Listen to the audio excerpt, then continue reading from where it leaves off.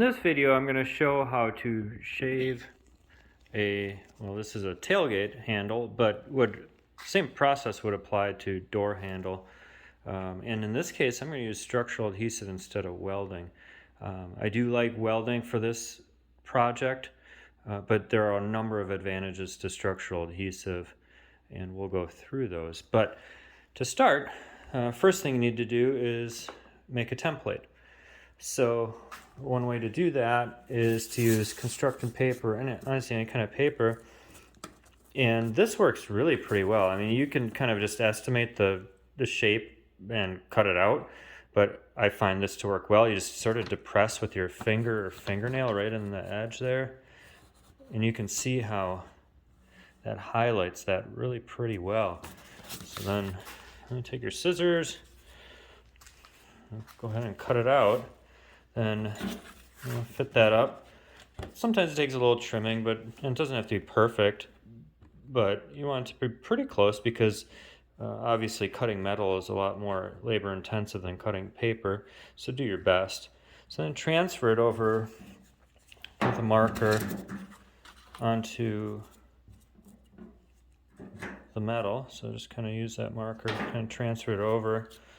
And you can cut this out with the shears, but this is a tailgate on a truck, so this is actually 18 gauge metal, which is a little bit heavy duty for a shear like that.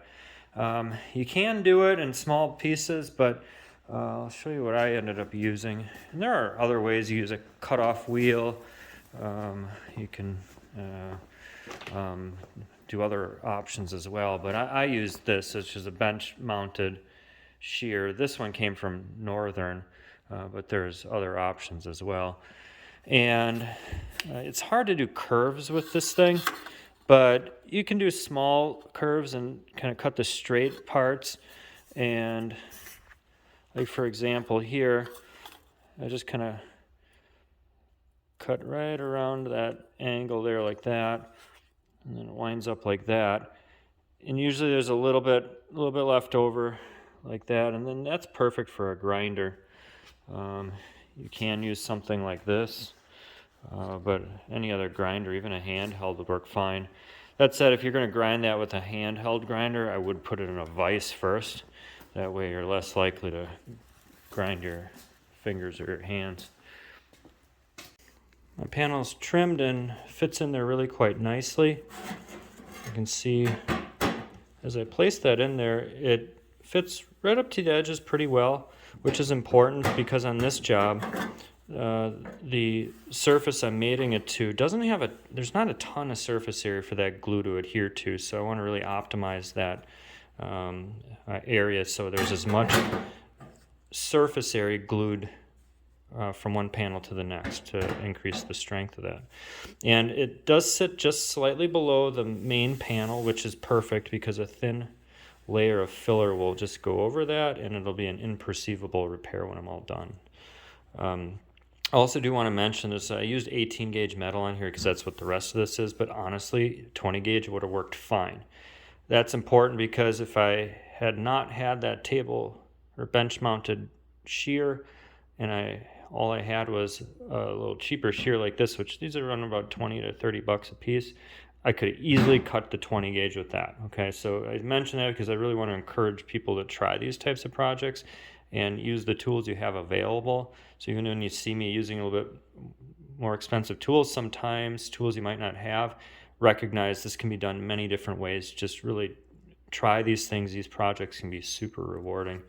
And a little practice and patience can really make a big difference, make things look really nice.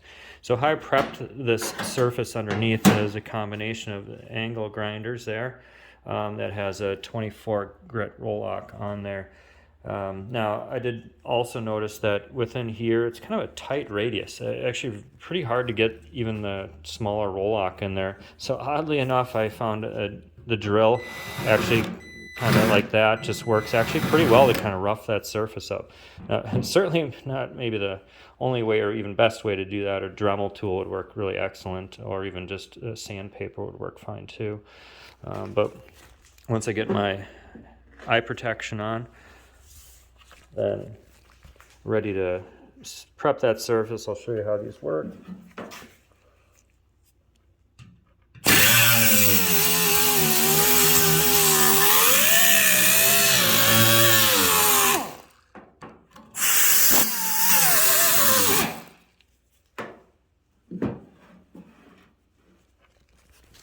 So just kind of go in all those areas. You just want all of that to be nice bright metal, really rough, so it's got a good mechanical grip, because remember, this is not chemical adhesion.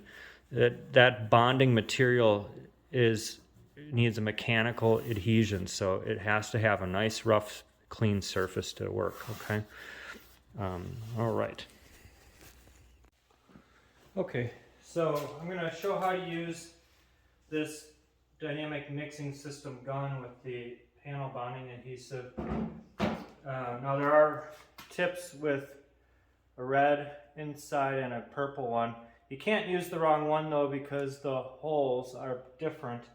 The hole for the bonding adhesive has a bigger hole for the catalyst than the fillers do.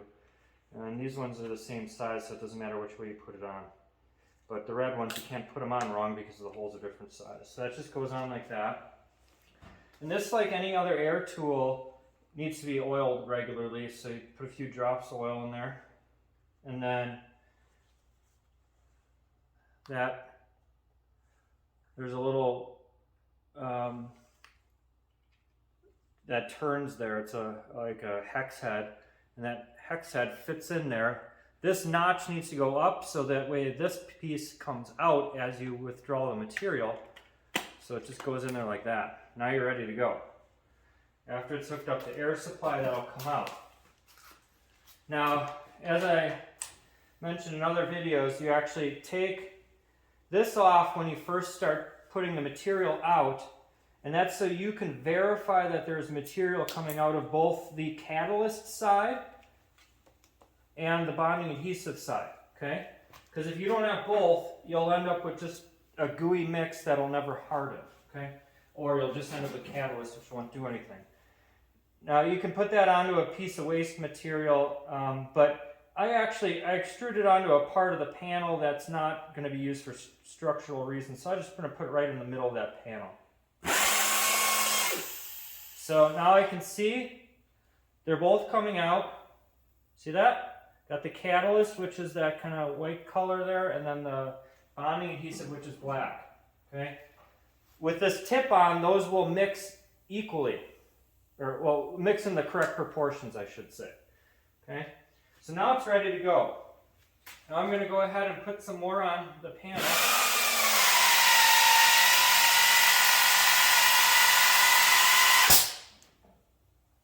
And I also put some on here. And I'm going to continue to do that. And then I'm going to smooth it out with my acid brush, like that. Okay? This stuff works pretty well. So that's the process. Alright, so now I have the adhesive spread evenly, and I actually covered the whole thing because this is a nice coating that it won't rust, and it's kind of going to be hard to get into there later with other paint coatings. But like I said, I put the stuff that I extruded first in the middle because I can't trust that to be structural because it first came out and it might not be mixed in the correct proportions. But in any case, all the stuff around here should be good. Around there, and I just spread it with that acid brush. Now when you're done using this, keep in mind a little drips out, so keep it over like paper towel or cardboard, because if it gets on your floor it won't come off after. And then when you're done using this, leave the tip on there because it will keep the catalyst and the bonding adhesive separate, and you'll be able to use this again. You do not want to waste this. This container here now is over $100. It used to be less than that, but like everything right now, it's going up in price. I should also mention, even though this stuff isn't super volatile, when I'm using wax and grease remover, chemicals, I usually would wear a respirator. The only reason I'm not is because you won't be able to hear me if I was doing that. So now it's time to take this panel and place it on there.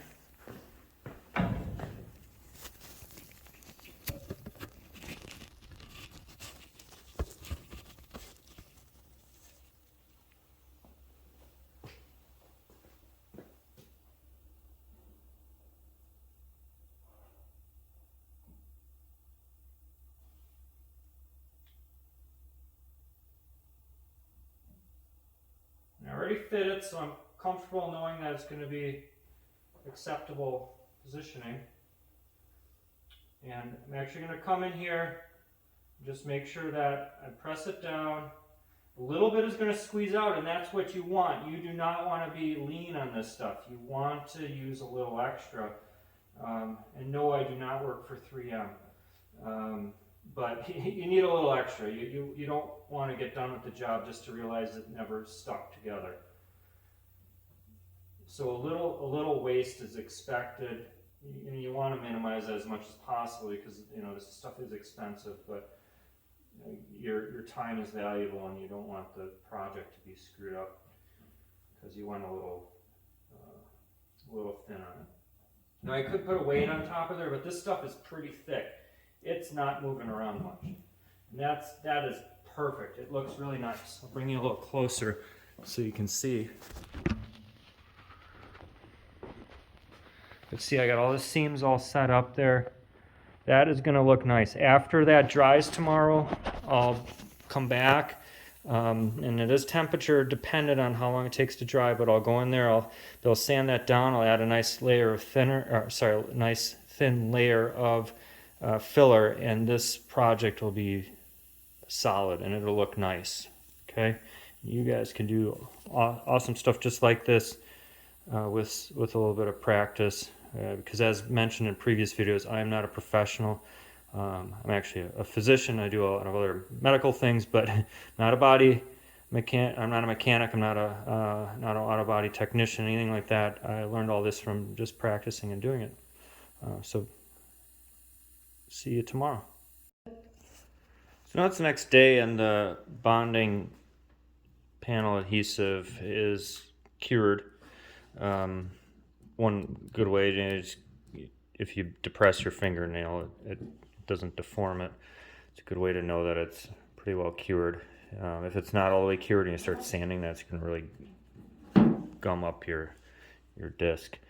Now I should mention, although I chose to put this panel kind of on top of the existing material, you could also come from the back.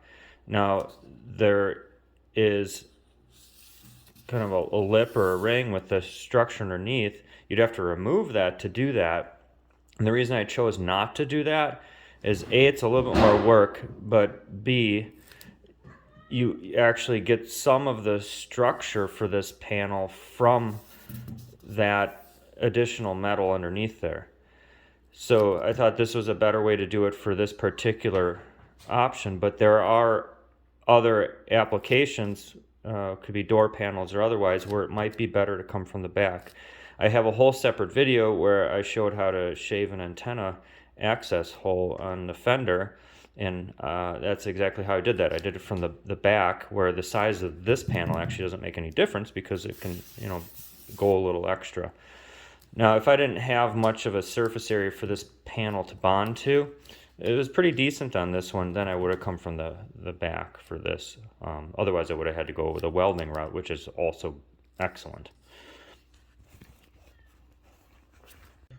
So now I'm ready to prepare the panel with the angle grinder. Like mentioned, there's other ways to do that, but I'll just get rid of the extra material there, kind of rough up the material that is there.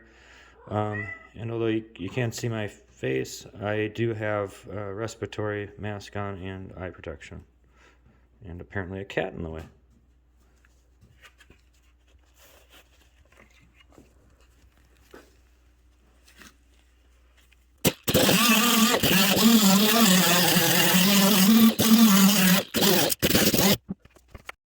So after meeting the shop mascot, you can see that the angle grinder actually made pretty quick work of that. Now I'll go ahead and use the wax and grease remover to thoroughly clean this area.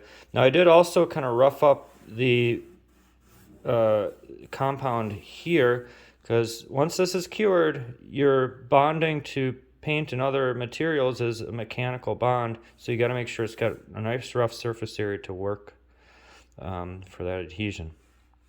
All right. So the panel surface has been prepared for filler in this area and then painting over here. Now I prepared the surface primarily with a DA, or dual action sander. The area, so this area here is pretty good paint underneath. So really don't need to do much there. You really just need to get the surface roughed up. So 400 grit, which is pretty fine grit, does a nice job of kind of dulling up the surface, giving you a little bit of a mechanical adhesion for your paint. Now the areas that you're going to use primer or filler, you want to be just a little rougher. I typically would go somewhere between about 100 and 220 grit to get that rough surface there. Now this panel is mostly just a relatively smooth area. There is this kind of lip here. So what I actually use sometimes for that is this kind of rounded sanding, flexible sanding pads, which are real nice. Now keep in mind when you're sanding, you don't always want to go the same direction. So doing an X pattern, which I think I learned that on Paint Education, which is an excellent video. If you got the time and money to do that, I would recommend it. But anyways, this X pattern here, like that, does a very good job. And that helps to kind of distribute the scratches so they're not all in one direction, and helps kind of average things out. So you get a nice, much kind of smoother surface. And you can see there I inadvertently kind of got in there with my angle grinder. So I'll have to correct that. And here you can see it's just a little shiny right there, so that's got to be taken care of yet. As I clean, I might see some areas like that are still a little shiny. I'll have to fix that. And when I do sand, I do recommend it. So now I'm ready to apply the filler.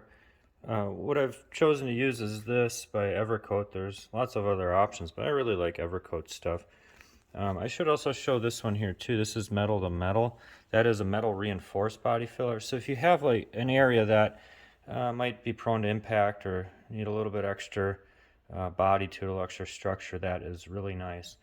And then on the other end of the spectrum is something like this, which is a kind of filler putty, which are called glaze putty, is nice for the finishing touches.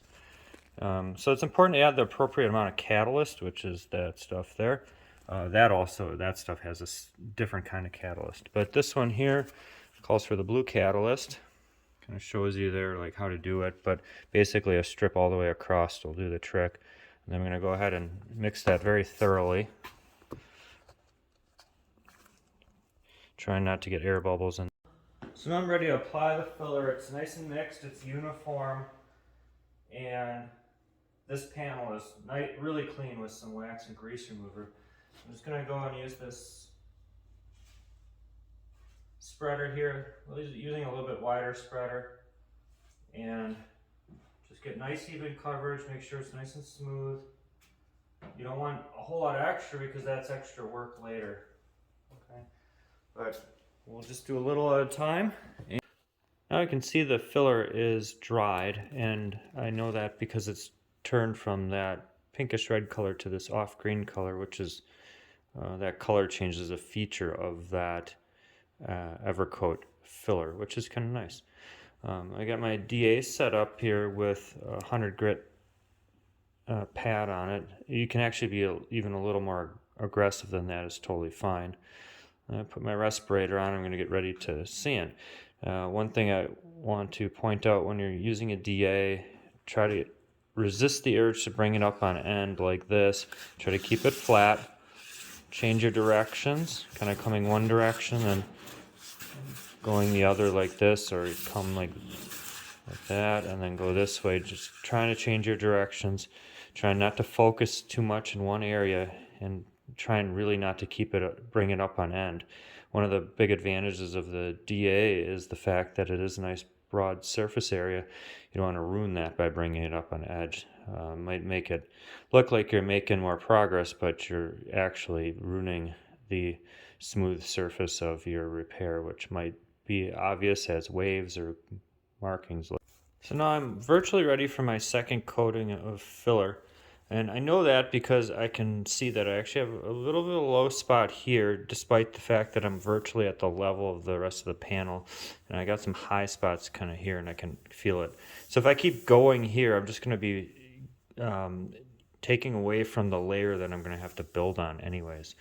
Ultimately, when I'm done, I really want it to have this kind of nice transition, kind of milky color transitioning or fading into the rest of the color of the panel. Now, the only other thing too is this is a low spot here. You don't want to leave it like that. That's too smooth. There's not a good bonding surface. I need to rough that up too, and then clean it up with some wax and grease remover, and then move on to your next layer. So now I'm almost ready for priming. I got to clean just a little bit more, but I want to show what I use as the indicators that it is ready to be primed. So what I look to see is that these edges where the filler meets the paint are nice and kind of milky, just kind of fading away gently into where the base coat, the original base coat is there. In addition, I can see actually this was popping up as a high spot before, but I have just a thin layer of filler that kind of surrounds that area. It's not all the way down to the bright metal. And then when I run my hand over those areas, I can't actually feel the transition between the filler and the original equipment paint, so it feels good as well. One additional indicator is after I do prime that, I'll go over that surface with a sanding board like this, so nice flat sanding board. And as I do that, the primer will actually act as a guide coat, so it'll show any low areas because those won't be sanded right away. And that is another helpful indicator that your panel is ready for final coating. Now what I'll end up using, I'll just actually spot prime just that area that has filler on it because the rest of the panel is pretty good. I like this brand is good. There's others that are really good too, like SEM, but I find that this stuff actually works pretty good on even flexible panels like bumper covers, etc. I'll use the black one because the black color most closely matches the original equipment paint color, which is like that dark platinum. So it'll take less base coat to cover that. A little bit less wasted material. Now, if I was doing bigger panels, I would use a spray gun with basically similar stuff like that. If you use that, that does require you can see it's a 4-to-1 mixture with a catalyst. But this panel almost ready to go, just a little extra cleaning, and then I'll go ahead and prime that. So now the panel has been primed, and I'm starting to prepare the surface for base coat. I wanted to show you something I mentioned a little bit earlier, where when you have the primer, it actually can act as a guide coat and show you some of your low spots. I don't know if you can see that there, but I've been going over this with my sanding board with 400 grit on it. 500 would be fine too. And utilizing the X pattern we talked about, kind of like this. And you can see there's just an area here, it's a little bit brighter than the surrounding areas. That's because the abrasive surface of the sanding board has not contacted that yet, because once it does, it turns this kind of more dull color. So I have to focus on that area just a little bit with the sanding board until I make sure that's gone. Now if it isn't gone by the time I get down to primer, I may have to put another layer of primer on.